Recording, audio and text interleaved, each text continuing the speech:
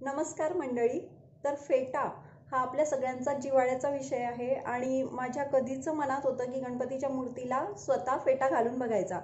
तर मी ते घालून बघितला आणि तो खरंच छान दिसत होता, म्हणून मला वाटलं की हे सगळ्यांसोबत शेअर करावं, म्हणून मी हा व्हिडिओ घेऊन आली आहे. आणि जास्त कठीण सुद्धा नाही आहे. एक दोन गोष्टी जर आपण लक्षात ठेवल्या तर लगेच 10 मिनिटात आपला गणपतीच्या मूर्तीला फेटा घालून होतो. जास्तीत जास्त 20 मिनिटात आपल्या गणपतीच्या मूर्तीला छानसा फेटा घालून होतो. तर चला फेटा घालायला घेऊया. आणि मंडळी, जर तुम्ही माझ्या चॅनलला अजूनही सबस्क्राईब केलेलं नाही आहे आणि तुम्हाला माझं काम आवडतं तर नक्की सबस्क्राईब करा, लगेच सबस्क्राईब करा, कारण मी गणपतीच्या मूर्तीविषयीचे आणि सजावटीविषयीचे अजून काही व्हिडिओ घेऊन येणार आहे. सो लगेच सबस्क्राईब करा आणि लगेच आपण गणपतीच्या मूर्तीला फेटा घालायला घेऊया. यासाठी आपल्याला कात्री, सुई, धागा आणि फेविकॉल लागणार. तर फेटा बनवण्यासाठी मी कॉटन सिल्कचे सोनेरी किनार असलेले असे ब्राईट कलरचे कापड घेतलेले.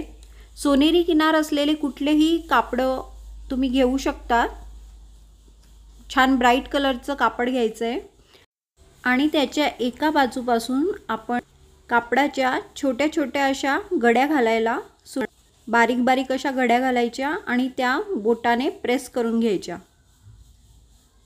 अशा प्रकारे सोनेरी भाग जो किनारीचा आहे तो कडक असल्यामुळे त्या घड्या प्रेस केलेल्या तशाच राहतात. हे बघा.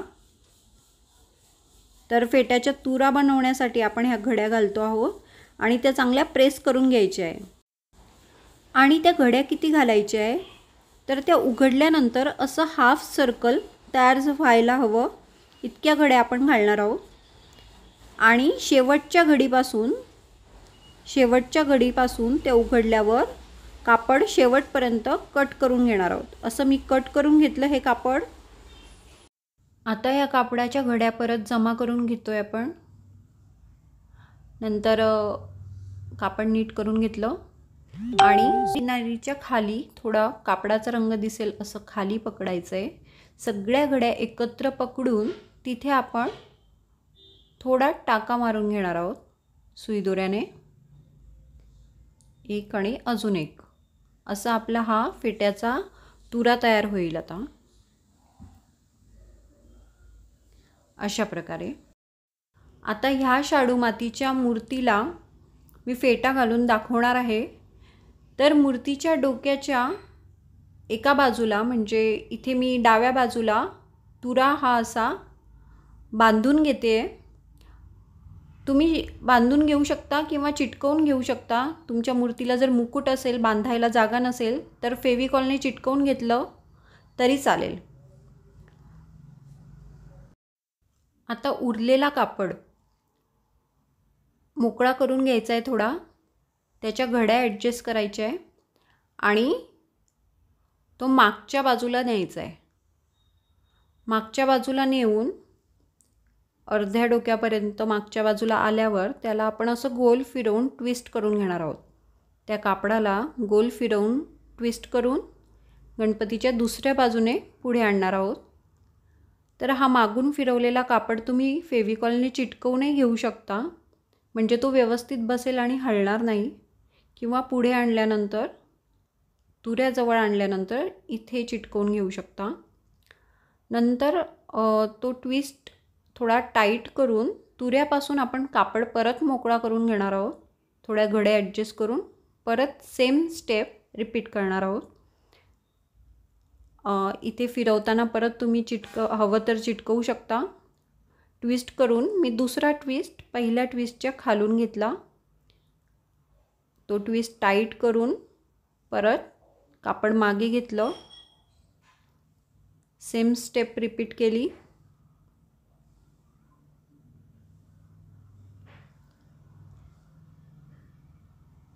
पूर्ण कापड हा आपला तिसरा राऊंड आणि शेवटचा राऊंड आहे.